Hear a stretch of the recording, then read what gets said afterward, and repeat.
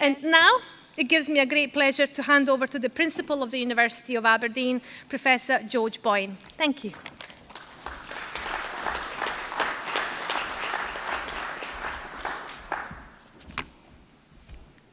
Good afternoon, everyone. I'm delighted to welcome you to this Founders Day event, which is a celebration of our centuries of academic and scientific achievement, and a celebration of research impact in particular. And I'm pleased to offer a special welcome to our external guests who've joined us today to be part of our discussion and to participate with us in this celebration of research impact. As this is our Founders Day event, actually we're almost 3 months late to the actual date, over 3 months late for the actual date. It's important that I remind you what the University of Aberdeen is here for. We were founded in 1495 with a foundational purpose to be open to all and dedicated to the pursuit of truth in the service of others, thus research with impact. We've been an anchor institution in the northeast of Scotland for 528 years, at least 500 years more than before that phrase, our anchor institution, was actually invented. Today we have over 20,000 students, 3,600 staff, as well as a global network of 150,000 alumni from 180 different countries, all of whom contribute to our consistent Times Higher ranking as one of 3 Scottish universities in the global top 200.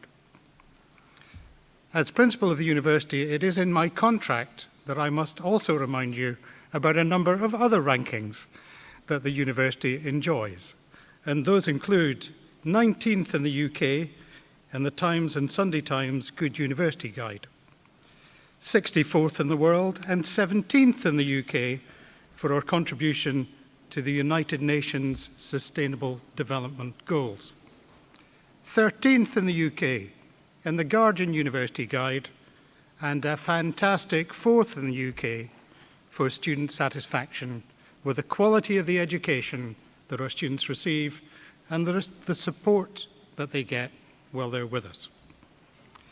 Since our foundation, many outstanding scientists have successfully pursued truth in the service of others at the university, including our 5 Nobel Prize winners.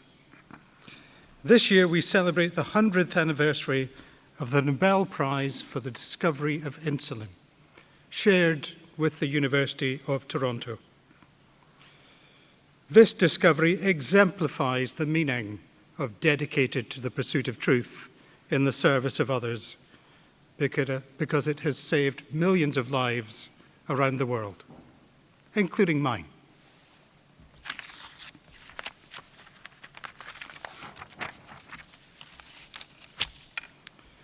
More recently, the university has been awarded 2 Queen's Anniversary Prizes, widely acknowledged as the highest award for a UK university. In 2017 and 2021, these were awarded for our work on health service research and environmental sustainability, respectively.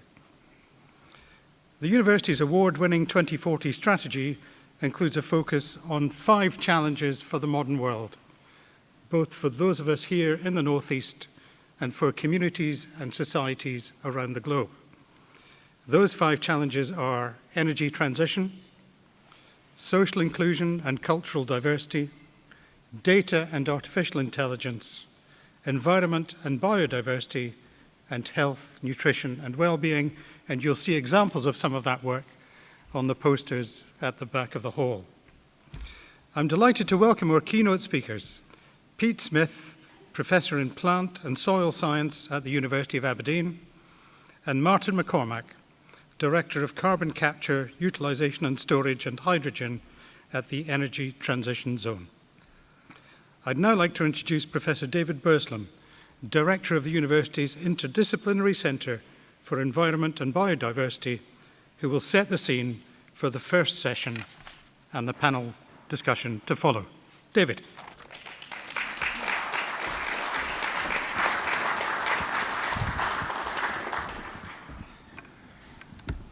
Thank you very much, George, and I'd like to add my welcome to this afternoon's agenda. So the format we're going to take is I will pass over in a moment to Pete Smith, as George mentioned, who will give his keynote talk. After that, we'll have an opportunity to ask Pete questions, followed by a panel discussion that I'll be chairing. And again, there'll be an opportunity for you as the audience to engage in that discussion. So this first session is called Making Our Best Research Useful to Society, and I think there's no better person to set the scene in that context than Pete Smith. Pete joined the university in 2001. He is our professor of soils and global change. He was appointed to that post in 2005. His interests are in, as you'll hear this afternoon, his interests are in modeling greenhouse gas emissions, mitigating carbon, extending to bioenergy, biological carbon sequestration, global food systems, and greenhouse gas removal technology. So he's going to talk about a component of that work this afternoon, and in particular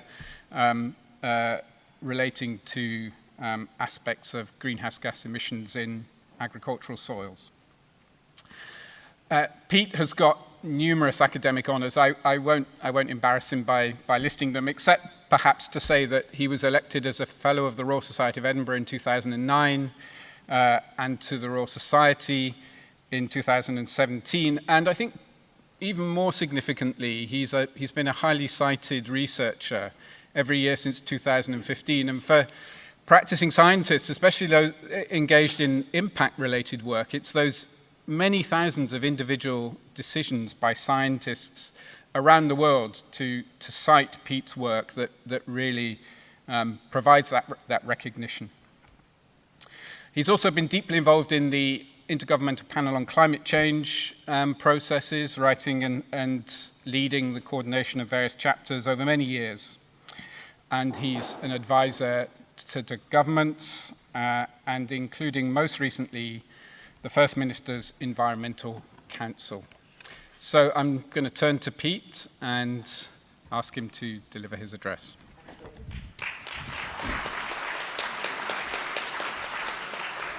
Thanks very much, everyone. So I'm going to be talking about making our best research useful to society.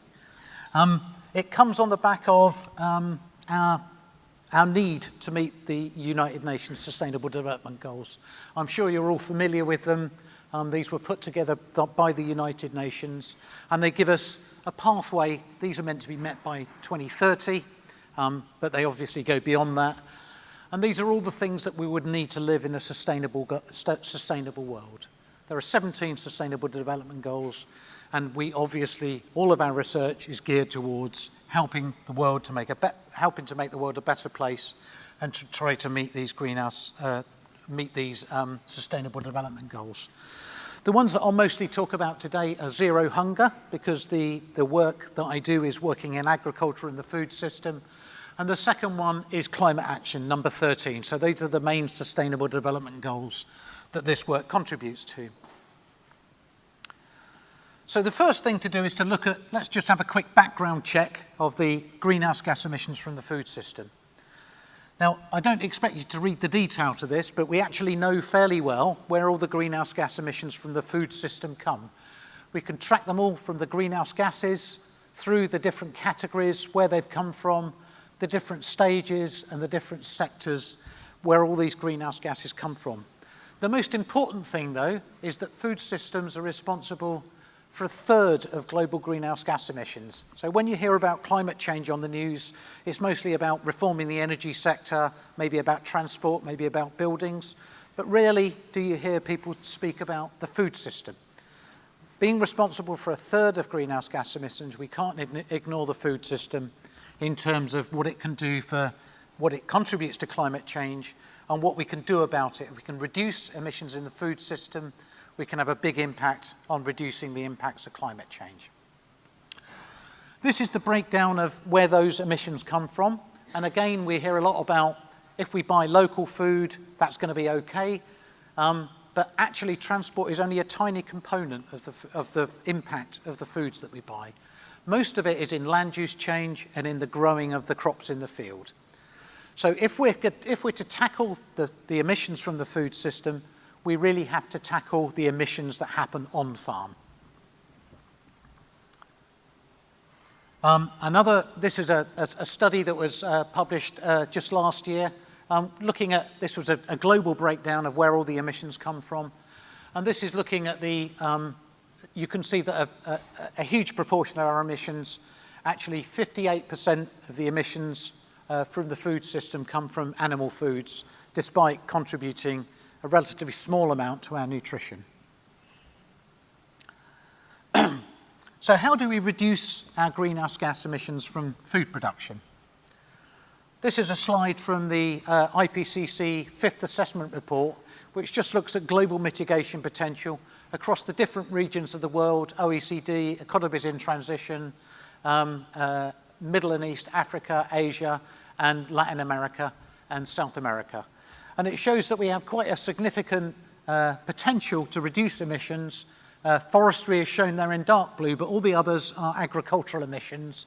So we have things like manure management, livestock, restoration of degraded lands, restoration of cultivated organic soils, grazing land management, cropland management, and rice management. All of these things, if we can do them better, we can reduce the greenhouse gas emissions from the food system. As I showed earlier on, the largest component of the emissions is in the production of those products. And there is a significant mitigation potential. This was another study that was in Nature Climate Change in 2019. And this looked at the pathway that we need to be on with our land use and within agriculture if we're to hit a 1.5 degree target, the target that was set out, the ambitious target in the Paris Agreement. So if we want to hit that target, we have to absolutely transform the way we use land and the way that we produce our food. And you can see from the pie charts over on the right, there's a role for reducing emissions from livestock, from rice cultivation, from cropland management, and from synthetic fertilizer production. But if you look over on the bigger pie chart next to it, you see there's also a role there for reducing waste and for changing diets. So all of these things feed in to contributing to round about 3 gigatons of carbon dioxide equivalents per year. We currently emit about 50 gigatons of carbon dioxide equivalents per year, and we could reduce that 3 gigatons already just by redesigning our food system.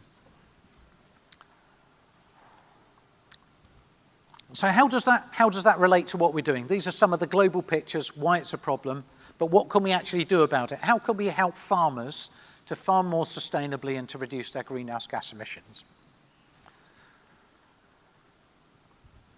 One way that we can do that is through something called the Cool Farm tool.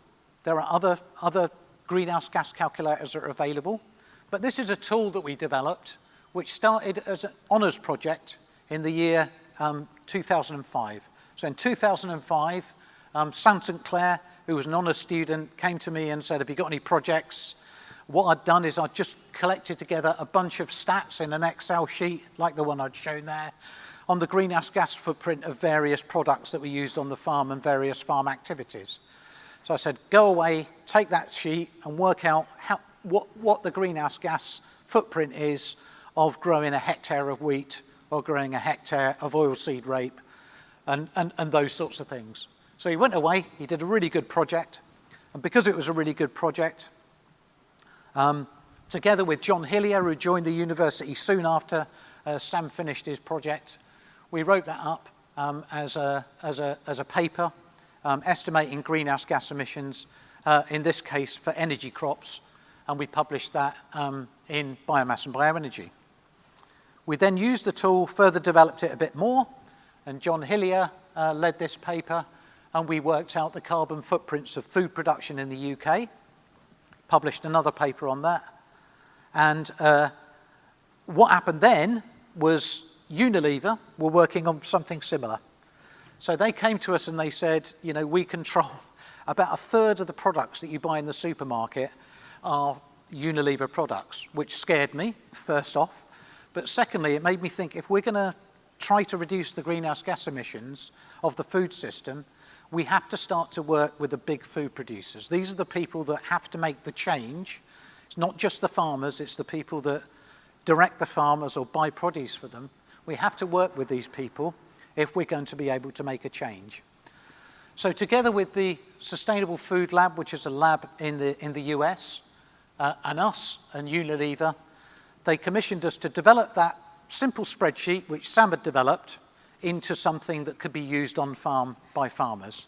And that's how the Cool Farm tool was developed. So in 2008, that was a collaboration that started with a small amount of funding from Unilever.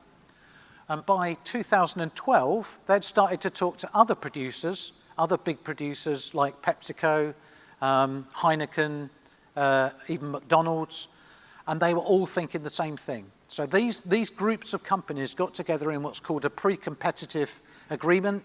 No, I'd never heard of it either.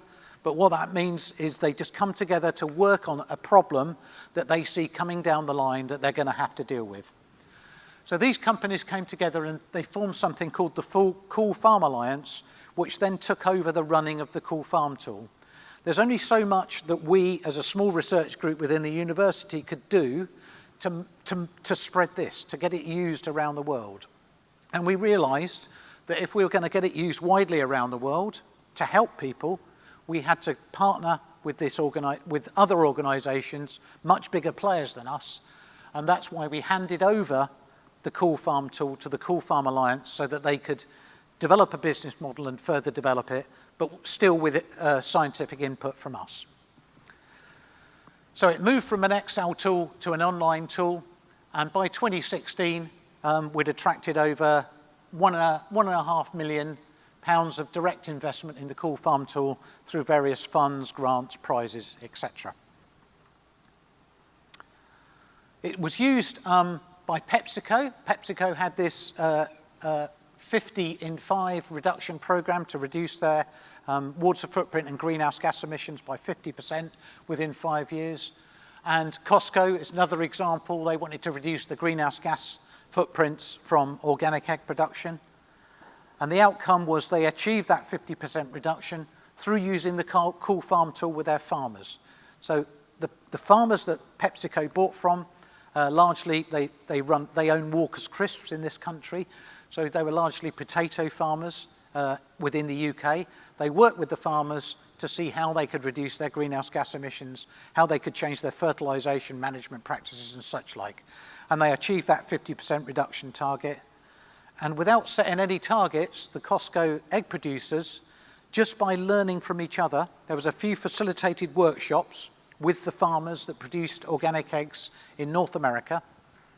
They were sat down in a room all together, and somebody went through how you use the Cool Farm tool, what information you put in, and together they all did their greenhouse gas footprints, and each farmer could compare with the other. So they were saying, you know, why have you got a lower carbon footprint than me? I thought I would have a lower carbon footprint than you. Where do you get your feed? How do you heat the hen houses? All these sorts of things. And without setting any targets, they achieved this 50% reduction in greenhouse gas emissions in only 3 years. Nobody set any targets, nobody told them to reduce emissions, but just by learning from each other, they were able to reduce their emissions by 25%. We published this as a paper in Journal of Cleaner Production. So this is what the Cool Farm tool looks like today. It's an online tool that farmers can go and use. It's free to use by farmers, but the business model is there's a small charge for any consultants that are using it with farmers. So they'll pay an annual license fee, and then they go away and use it with farmers. But if an individual farmer wants to use it, they can just log on online and use it online to reduce their greenhouse gas footprint. As I said, it's now got a massive 130 members, the Cool Farm Alliance, including some really big players. You'll recognise some of them: Tesco's, Mars, who else have we got? Danone, Bayer, we've got McCain, we've got McDonald's, we've got Heineken. Some of the really big players in the market are using this tool to help their supply chains and help their farmers reduce greenhouse gas emissions. It's been used by there's over 22,000 registered users in 150 different countries, and so far they've undertaken around about 83,000 assessments, and that was just in the year 2021, and that was up 39% on 2020, so it's still growing. So this is just an example, a sort of a case study of how almost by accident this small honours project grew into something that's used all over the world and is helping to make a real difference in reducing greenhouse gas emissions, partly through luck and partly through making judicious partnerships. So the conclusions, I think, are very large things can grow from very small beginnings if they're nurtured, and you have to have a bit of luck, people coming along at the right time and wanting to engage. It's possible to achieve both scientific excellence and impact. They're not mutually exclusive. Sometimes you hear people saying, if we want to achieve impact, we have to forego the high impact publications, but that's not the case. We've got a bunch of high impact publications which were good for the ref, and we also achieved impact from the same studies. In reflection, sometimes handing over control can vastly increase your impact. It felt to me like a bit of a risk to hand over the Cool Farm tool to this big group of international agri-food players, but I'm really glad we did, because I think we'd never have got the impact all around the world if we hadn't done that. So sometimes you have to take a risk and you have to trust others. And science is inherently fun and interesting. I would do it anyway, but if we can, we should really try to make it beneficial to society as our founders wanted us to do for this university. So I'll leave it there. Thanks for your attention.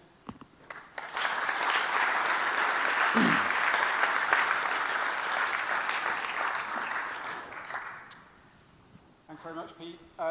So there is an opportunity to ask Pete questions, and there's a roving mic that will come to you if you put your hand up. I can't actually see who's going to rove. Yes, we have a roving mic there.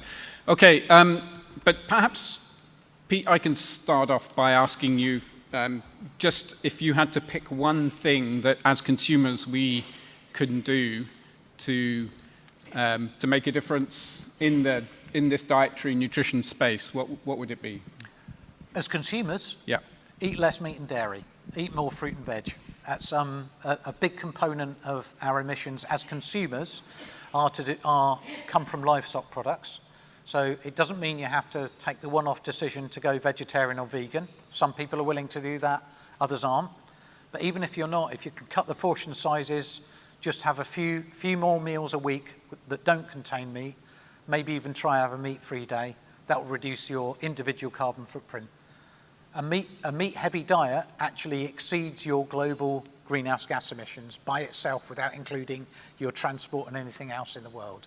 So by eating less meat and dairy, that can make a big difference. Great, thank you. And of course, those of us within the university will have noticed various initiatives that are being taken at the institutional level on that front. There's a question here. Yeah. Hi. Hi, my name's Fraser Pritchard from Dunsmore Capital. Question about the companies that you mentioned at the end. What have you asked Unilever, PepsiCo and Costco to help you promote your tool to the wider industry? Sorry, I didn't catch that. Have you asked Unilever, PepsiCo and Costco to promote your tool to the wider food sector? Yeah. So it's already used. So this is an open partnership that anybody can join. So our partners have joined and partners have left. We've had more join than have left, and they've used this. So a lot of other partners are joining constantly. So that was the last set of slides that I have. And we also, from the members, we've had a desire to move it just from greenhouse gases because people are also thinking about biodiversity and water now. So we've recently developed biodiversity modules and water modules to work with the same tool. So the way that we're working with the partners is that sometimes we have case studentships, so we have PhD studentships, which we can get co-funding from industry. So we go to the Cool Farm Alliance and say, are any of your members interested in just putting in a grand a year to fund this studentship? And we quite often get, so we got a PhD student who's currently in her last year. She's working on rice emission, temperate rice, so that's rice that we grow in Europe, and working on that, and Kellogg put some money up for that, the Kellogg company. So it's led to all sorts of spin-off benefits for us, I think.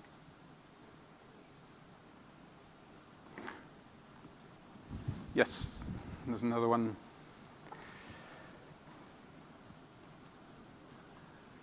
Sorry. Thanks very much. This is a really interesting talk, and good to see that you've actually, made some real change there. I wonder if you could comment on where the kind of drive to make, reduced emissions comes up against the implications of cost for farmers. So, yeah, that's a good question. Yeah, so does it cost more to reduce their greenhouse gas emissions? The simple answer is that in the majority of cases, it has no cost, it has a negative cost. So the reason those Costco farmers were so keen to change the way that they were doing farming wasn't to reduce greenhouse gas emissions per se, it was efficiency savings. So they actually found that their business got tighter and more efficient, and those inefficiencies were driving the greenhouse gas emissions. So it's quite often you can get cost benefits from using less fertilizer, applying it at the right time in the right place, changing the way that you manage the farm in other ways, can actually save you money. So I think it, generally speaking, doesn't bump up against that economics versus greenhouse gas emission reduction.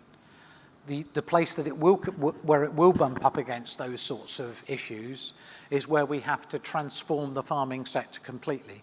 So if you've got a farm that's set up entirely to farm livestock, and we as a society say we should be eating less meat and dairy, that's going to mean we're going to be producing less meat and dairy, right?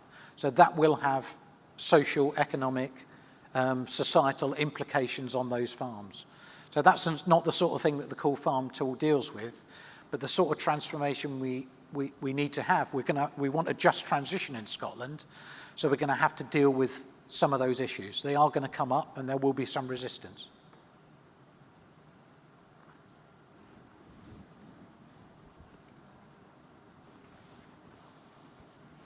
You've partly answered my question, but I was just looking at the list of all the people in the Cool Farm setup, and it's very big players. And to what extent are you working with individual farmers, for instance, here in the Northeast? Yeah, so we can work with individual farmers. As I said before, individual farmers can log on and they can use the tool for free. But generally speaking, it's the people who buy from them who are asking them to do that. So PepsiCo asked their potato farmers or ran workshops with them to show how they could reduce greenhouse gas emissions. So it tends not to be the individual farmers, it tends to be collections of farmers or who they're selling to. So a lot of farmers in the Northeast sell to farmers markets, obviously, and use farmers markets, but some of them sell to the big supermarket chains. So it will be through the supermarket chains that they'll be using the tool. Because a supplementary then. Please do. Yeah. I mean, what interests me, though, is the bottom-up approach. I mean, this is very much, or seems to me, quite a top-down approach.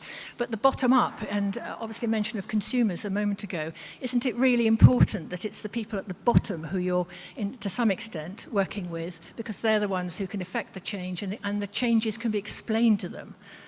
It absolutely is. Yes, it absolutely is. So we want to work with farmers from the bottom up. I would say that it's not a top-down tool. What it does is it helps the individual farmer. It's all based at the farm level, all based even at the individual field level. So if the farmer's using it, they're learning how to reduce their greenhouse gas emissions. And as I mentioned to that earlier, in response to that earlier question, to reduce costs as well. Because a lot of those, fertilizer costs, especially with the energy crisis, the fertilizer prices have gone through the roof. So if they can find a way to change the fertilizer practices or to reduce the fertilizer amounts or to put it on in a more effective way at the right time and the right dose, then that will save money. So it can be used by that. Some of the organisations that we have do represent small-scale farmers. It's been used by Oxfam in sub-Saharan Africa and in the Southeast Asia. So it's being used also by NGOs to work with their farmers from the bottom up. So that's other examples like that. Yeah. Couple more questions.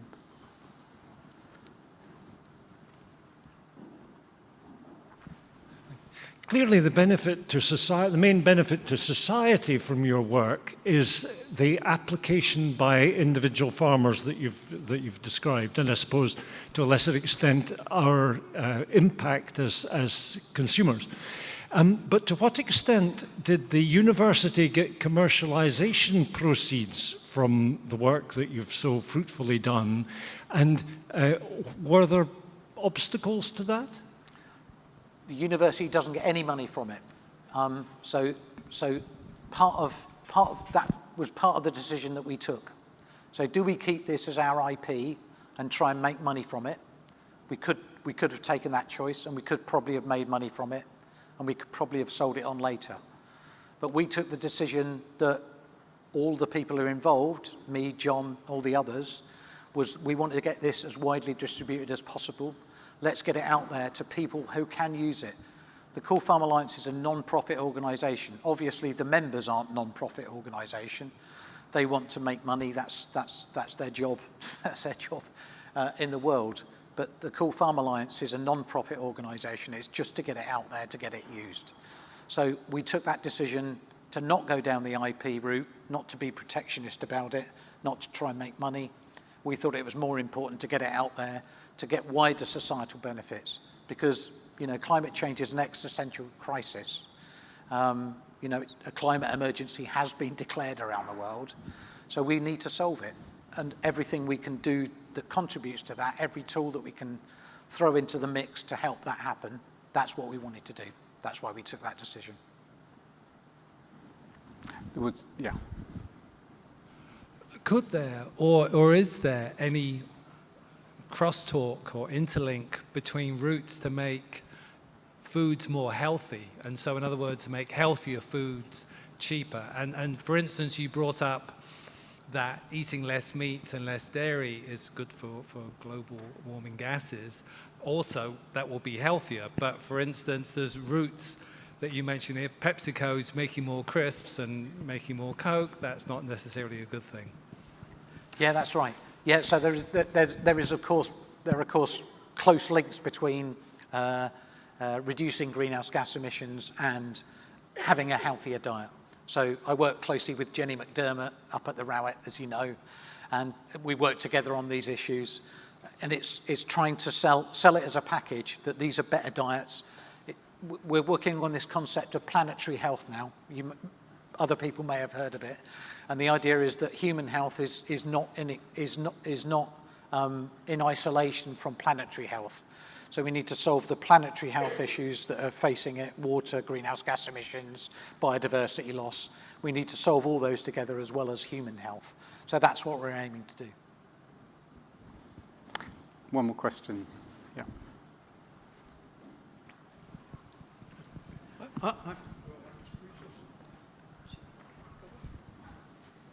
Should be okay. I'm a traditional northeast beef farmer, and I'm appalled to find I'm lumped in with in the top is a league of emitters. Am I being tarred by a brush of Brazilian farmers chopping down forest and using intensive food, or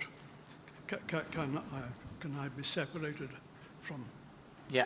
So that's a very good point. So we've got a beef farmer here. For those who didn't hear the question, it's a beef farmer is saying that beef emissions are showing up at the top of the graph, and are all beef farmers the same? The answer is no, not all beef farmers are the same. Those beef farmers in Brazil who are deforesting to create habitat land to graze beef will have a much higher carbon footprint than a beef farmer in the northeast of Scotland. Nevertheless, if you look at the total distribution of emissions, beef is still up there at the top. So even if you're farming at the environmentally most sustainable end of beef farming, which I'm sure you are, because of the emissions of the methane from the cattle as they digest, it's still far, far higher, up to 100 times higher than plant-based protein. So as a society, I'm afraid we have to eat less beef, but I think it's not necessarily contradictory to your interests, in that we're probably going to eat less beef, less meat and dairy in general, but we need to eat better. So this drive to the low-cost, lowest common denominator beef doesn't help anybody. And for people who do continue to eat beef, they're going to want the high-value products. So I don't think it's inconsistent. There is still going to be some meat and dairy in the mix going forward. Not everybody's going to cut it out completely. So making your farm as sustainable as possible is the way to go, but it's never going to have the same greenhouse gas footprint as the plant-based foods. Hello. I have a question. Is there any difference you find between organic farming and regular non-organic farming in terms of greenhouse gas emissions, and how much is the difference you see? Yeah, that's another good question. The greenhouse gas emissions actually can be a little higher in organic farming because of the use of organic manure in place of mineral fertilizer. Mineral fertilizers have a high carbon cost, greenhouse gas cost associated with their production. And when they're placed on the field, they can also emit nitrous oxide, which is a powerful greenhouse gas. But when you switch to organic manure, you still get the nitrous oxide emissions, even though you've cut out the emissions from the production of the fertilizers. So when you balance it up, you can get lower greenhouse gas emissions per hectare, per unit area, but because of the yield penalty associated with organic production, you tend to get slightly lower production levels. When you express it in terms of kilogram of product, like a kilogram of beef or a kilogram of wheat that's produced organically, it's the same or a little higher for organic produce. So just switching to organic isn't the answer for reducing greenhouse gas emissions. There are other changes that are needed at the same time. Great, thank you very much. That was a very rich discussion, and I think it was worthwhile keeping it going. But we are going to change format slightly now, and I'm going now to invite my fellow panel members to the stage. And I hope we can keep this going as a conversation as much as a discussion amongst ourselves. So the mic will continue roving, and please do put up your hands if you're triggered or stimulated by some of the conversation that we're going to have now, to ask our panel members in greater depth. Okay, so I think first of all it would be helpful just if they could introduce themselves. So maybe starting with you, Ellie. Yes. Is this on? Yes. Hello, everybody. My name is Eleonora Ellie Belfiore, and I'm the Interdisciplinary Director of the Centre for Social Inclusion and Cultural Diversity. So whilst my own research expertise and my centre doesn't focus on sustainability, it's my goal to promote the kind of research at Aberdeen that has the kind of impact on society that Peter's been describing. So I'm hoping to be able to comment on that aspect. Hello. Yes, this is on. Hi, my name's Deb Roberts, and I work at the James Hutton Institute, but I was previously at the University of Aberdeen for about 24 years, so I'm absolutely delighted to be asked back today to join this panel. My job, the James Hutton Institute, is a research institute that has about 550 researchers in it, and it's based in Aberdeen, in Craigie-Buckler, but also in Dundee, in Vigary, and we focus on food sustainability, energy security, and environmental security. So it's very, very closely related to Pete's work, and we work together a lot, which is great to know. My own job is I'm Deputy Chief Executive, but I'm also one of the Directors of Science. So my job is to think about what science we need in the future in order to address the challenges that we've that we're going to be facing, and they are multiple in relation to the land use sectors. So I'm delighted to be here and to talk about impact. I'm Pete. I'm an expert in opening PowerPoint. And I'm David Burslem. I'm the Interdisciplinary Director of Environment and Biodiversity, as George mentioned earlier. So I thought we could just kick off this discussion with picking up on the sustainability point particularly, and thinking about learning the lessons that come out of the Cool Farms tool experience, and particularly the fact that it's been sustained over such a long time. That word sustainability comes back to us. And I'm wondering, perhaps I could start with you, Pete, just to tell us a bit about how that work has been sustained into the long term, how the university's impact has been delivered over such a long period of time. What are the kind of enabling conditions that allow that to happen? Yeah, so it was, again, coming back to that point about luck, it was partly by luck. It wasn't through any strategic investment by the university. That would have helped, but it wasn't. It was through a series of projects, each project building on a previous project, where we've got some good outputs and we've got a new application. And over the course of time, we've had maybe 10 or 15 research projects that have further developed and used the Cool Farm tool, which has allowed it to grow into this body of work over the space of about 15 years. Many research projects we get great outputs, we publish good papers, but because it's funded on a 3-year basis, sometimes after 3 to 4 years, they're just forgotten about. Some very good projects. So I don't think there's a magic formula for it, apart from the university or any organisation could get behind some things that it sees are going places and provide some strategic support for them. Yeah. Okay. And Deb, I think the James Hutton Institute has quite strong relationships with policy, doesn't it? I wonder if that's something you could talk. That's a really valuable link that we have in terms of making impact.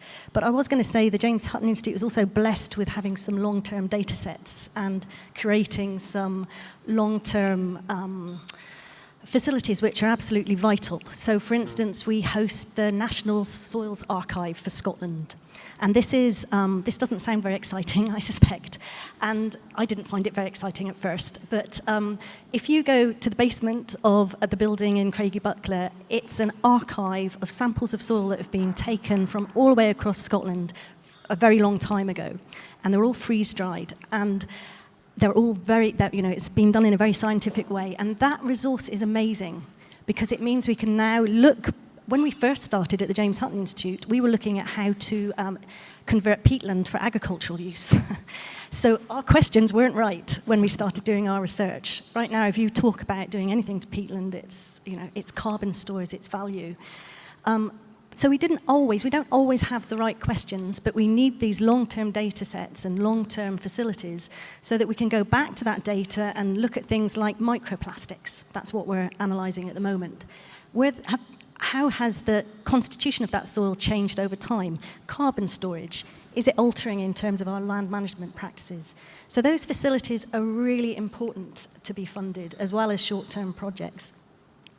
The other thing I was just going to say was the Cool Farm tool is a brilliant example, but it's also an example which shows just how very long it is to get from a research paper to having impact. And I was very taken by a Carnegie Trust, who recently did a report on impact. And they've started saying, well, perhaps we're looking a little bit too much about evidencing impact, because that's what the research excellence framework forces us to do, to try and think of these pathways to impact. In fact, maybe we should be focusing more on generating impact. Let's change the focus. And how do we do that? And that's all about not talking to sectors individually, but bringing sectors together, thinking in a more interdisciplinary way, which the university is leading on, I would say. It's got excellent direction of travel there. And it's about the co-production. It's about changing the power relationship in research. So it's about co-producing research that's needed with the people that will benefit from the research. And so by getting power, it's really you needing to engage with society. So I think that's just another element. I'd also say, sorry, I've got the mic now. Go ahead. But there's also lots of different types of impact. So instrumental impact, like what you've actually changed how farmers are farming, is fantastic. That's the gold standard. But there's lots of other impact that's really important, like capacity building. So through a research project, if with stakeholders you're changing their capacity to do something, that's really important. Connectivity. If your research connects people that previously weren't connected, that's really important. If, as a result of a project, it means a policymaker will pick up the phone to you because they know you, that's going to have impact in the longer run. So that's just as, well, it's not just as important, but it's a really key step. Yeah. Thanks, Deb. Ellie? Yeah, and I think what I was thinking as you were talking there, Deb, is that to me the pattern emerging in all the point you've made is that there are a commitment to excellent research that changes the world is a long-term impact, and I think you need to plan for the facilities, you need to have the kind of open-ended research that can lead to places that you weren't expecting, and then you have the patience of building those relationships with policymakers and the people that you hope to use your research. And none of that can happen very quickly, and all of that requires commitment over time from the individual researchers, from the institution to support that kind of work, trying to avoid the temptation of easy wins. And I think what I really liked about Pete's story there is that the tool was able to have that level of impact because the team made a clear decision that they would go for societal impact over, milking the IP of the tool for what it might have been worth, which was a long-term perspective, because in the short term, probably, trying to make as much money out of your tool would have brought in money immediately. So I think we need to accept that if we want to have real impact, sometimes we need to play in the long game, and we need the institutions to support us doing that,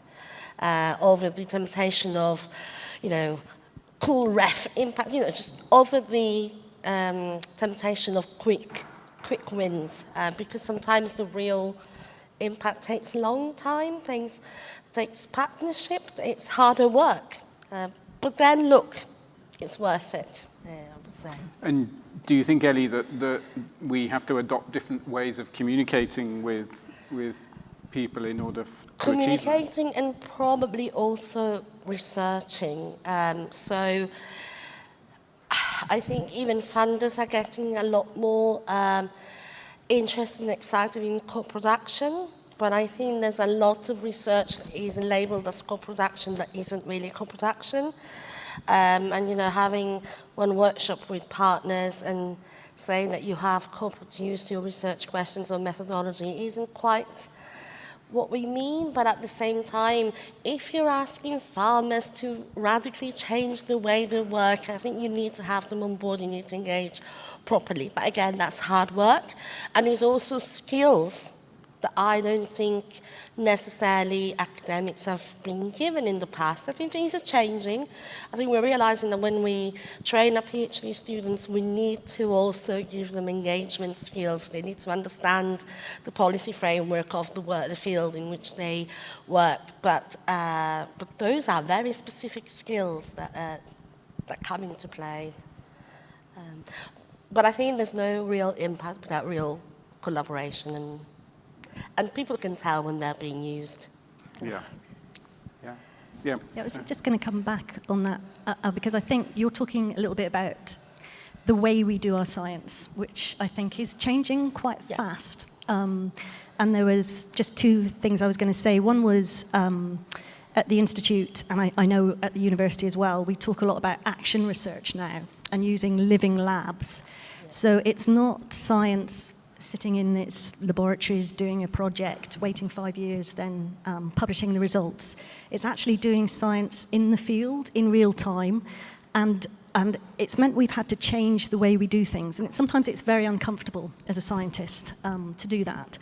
So just as an example again, we've got a research farm at Glensock at the foot of the Angus Glens, where we're trying to demonstrate positive climate positive farming, that's what we're saying. So it's equally trying to weigh up the carbon emissions with the biodiversity benefits, but critically trying to make sure it's financially viable for the farm to carry on. And we're trying lots of different things in real time there. We're actually changing land use. We've just put in 100 hectares of trees. We're just about to build, thanks to Just Transition funding, a new hydrogen facility to generate hydrogen on the farm, green hydrogen, which is going to take the farm and the local community entirely off-grid and provide all of their energy requirements. We don't know it's going to work necessarily, but we're in a position, because it's a research farm, we can take risks that others can't. So I do think there's an onus on us as researchers to take those risks, to do our research in a different way, in real time, effectively, and to make it as open as possible. COVID taught us that. If COVID taught us anything, it taught us that science can adapt, but it's absolutely critical that we're open, we share our code, we share our data, we as quickly as possible, with as many as possible, as soon as possible. And that does create issues in terms of IP, but it's as open as possible, as closed as necessary. So there is a way around that. Definitely. I'm very aware I'm not necessarily seeing hands going up, but if there are any questions. Oh yeah, one at the back. Oh, it's Tavis, is it? No. Yeah.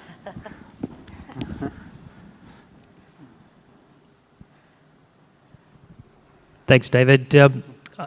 Research and the future of sustainability. So as Dean in this area, I'm obviously very interested in how we do research as much as the outputs of research. So any thoughts on how we make the research process itself sustainable as well as the outputs that it produces?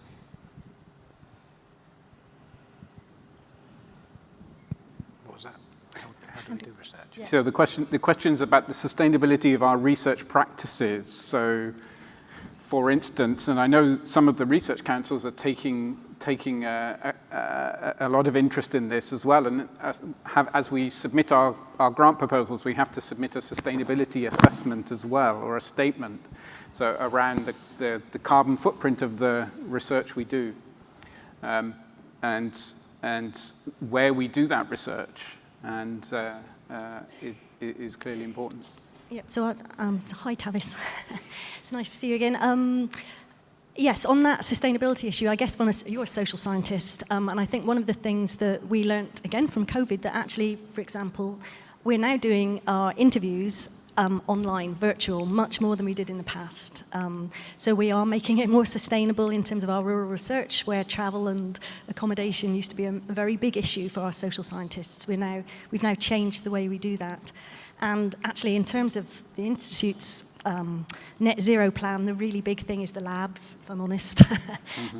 The labs and the IT side of it are really quite horrifying, but we're having to think again about how we can do that. We've joined the LEAF initiative for labs. So there are things we can do, I think, and I don't think that there'll be many researchers that will fight against that in any way whatsoever. I think most researchers that I've worked with are very keen to engage with that.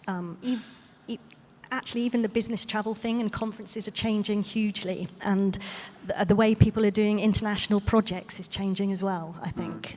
So people are thinking very differently about their business travel. But just to the bigger question about the sustainability of research, I think goes back to my open science issue. We have to add value to every bit of research that we're funded to do. And that's why I think to make research sustainable, we need to be as open as possible. That means engaging with stakeholders, and it doesn't just mean sharing our outputs, it means sharing our data, our code, it means pre-registering our experiments, it means being absolutely open. That's a huge culture change for the scientific community. Some areas of science are already way down the path, other parts of science are not.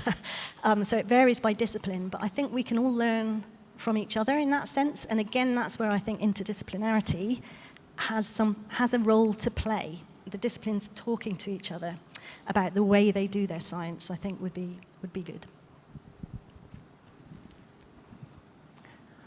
Okay.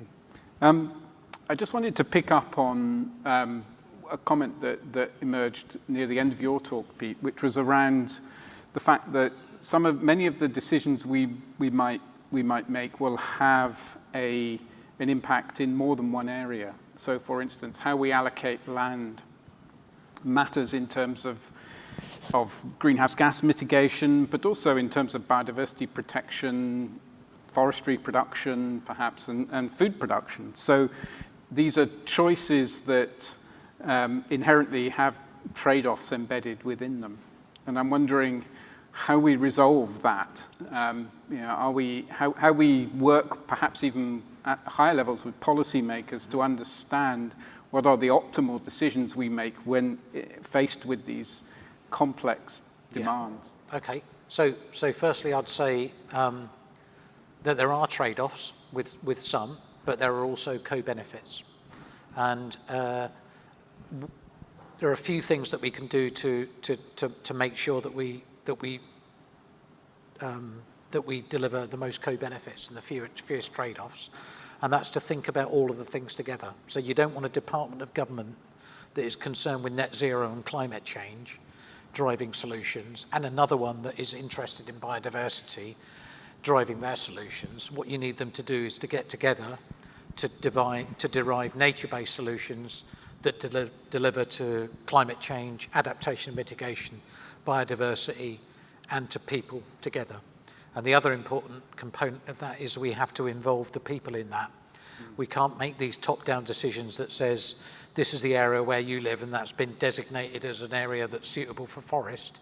You've got to involve the local stakeholders in that, get them in from the very beginning and make them part of the decision-making process. Mm-hmm. And science can feed into that, but science is only one component of the decision-making process. That's the bit I'm interested in as a scientist. But there are a whole bunch of other cultural, social, economic and other issues that have to be considered together. So I think it's not an unsolvable problem. There are multifunctional land uses. There are ways of, I wouldn't say optimizing it, because optimizing implies that you have a definite answer. But there are ways that you can maximize the co-benefits and minimize the trade-offs. And when there are any remaining trade-offs, you can then, because you've got everybody involved, you can discuss those and work out ways to best resolve them, to manage that risk. And do you sense that the policy environment understands that approach? Increasingly so, yeah. Mm-hmm. And I think it depends on the government. If we're looking at the government in Scotland, it's a smaller beast, and the people in different departments talk to each other. They tend to talk to each other more. It's not perfect, but they talk to each other more than the government in Westminster, which is much more siloed within individual departments with the separate budgets. So I think we have a better opportunity to deliver a sustainable land use future in Scotland than may be the case south of the border. Okay.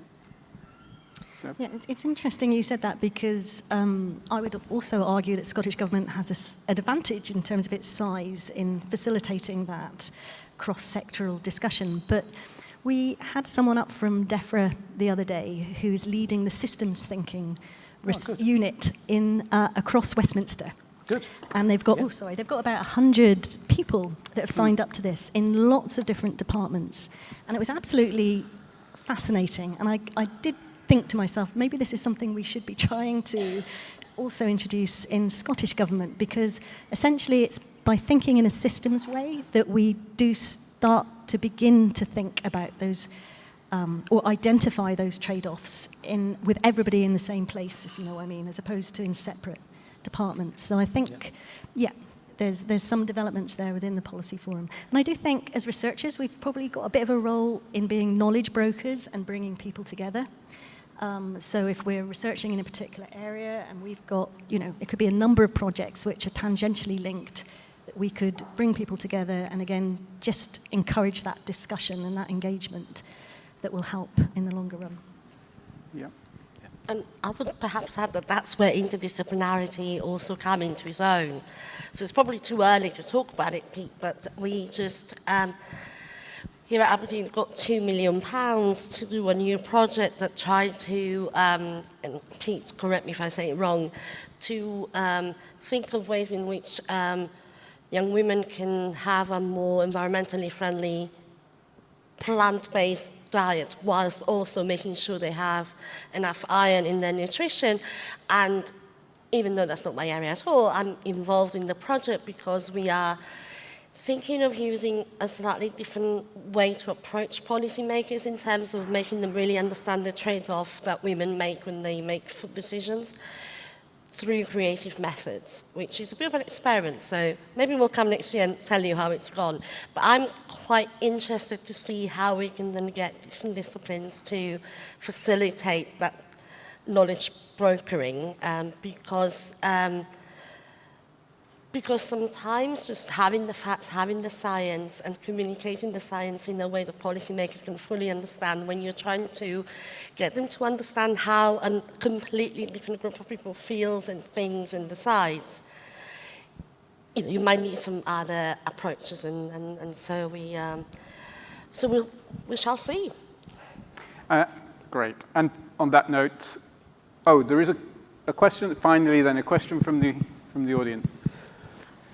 Like Ellie, I'm interested in the issue of communicating. Myself working in the divinity department, I don't see many colleagues from the divinity here, but we are here. I'm wondering, in your work, are you thinking of engaging with colleagues from the humanities, from arts, colleagues with expertise in cultures, languages, in order to make all those fascinating tools accessible outside the English-speaking world, right? Like the tool measuring, the tool that you've developed, right? It could be perfectly useful in an Israeli kibbutz, in a Chinese farm, in a South Sudanese farm. But in order to make it available to people there, we have to communicate effectively. We have to be sensitive culturally, religiously, linguistically. So perhaps here is an area where colleagues from very different departments could actually join forces and do something together. Is there any discussion happening right now? I'm asking as a new colleague who've just joined the university. Thank you. Yes, absolutely. So in a way, that last bit was the result of very long conversation between me and Jenny around how I respect, and my background is I'm a cultural policy scholar, so I'm interested in, how arts and creativity sort of is dealt with or engages, in the public policy spheres. And so it was through those conversations that we thought, let's be bold, let's do the policy work in a slightly different way. And she's not here, so she can't comment, but I think that Jenny thought that was always a bit wild, and we didn't know what Wellcome was going to make of it. And I felt, well, it's down to us to make the case for why that slightly quirky approach might be more effective than traditional engagement with policy. And I felt we made a compelling argument because, I'm not sure that's not the only way, the only reason why the project was funded, but clearly they trusted that we were going to do something sensible with it. And I think that's important, that we start to have this success, because then we know that we can begin to make that case, we can be given the opportunity, we can hopefully have lots of impact and demonstrate how different ways of communicating, but also different ways of recording data, presenting data, can work together effectively. So I think that's also going to be a medium-term strategy, because there are ways of funding research, doing research, publishing research, communicating research that need to change. And in our world, change is slow, but I think that's what we're working on. So yeah, there are these conversations ongoing, and they will continue to happen.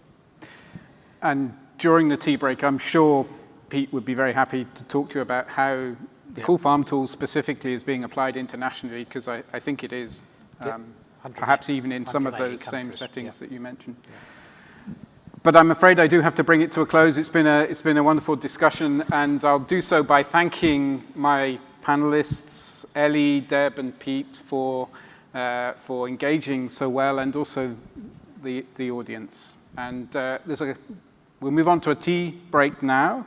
And I've been asked just to point out that the next keynote session involves some audience participation in the form of choices you will make on your mobile phones, which will require you to connect to the Wi-Fi and log on to the Slido software. So I think there will be a slide up that tells you how to do that, and just to remind you that you need to engage with that during the tea break. Okay, thank you.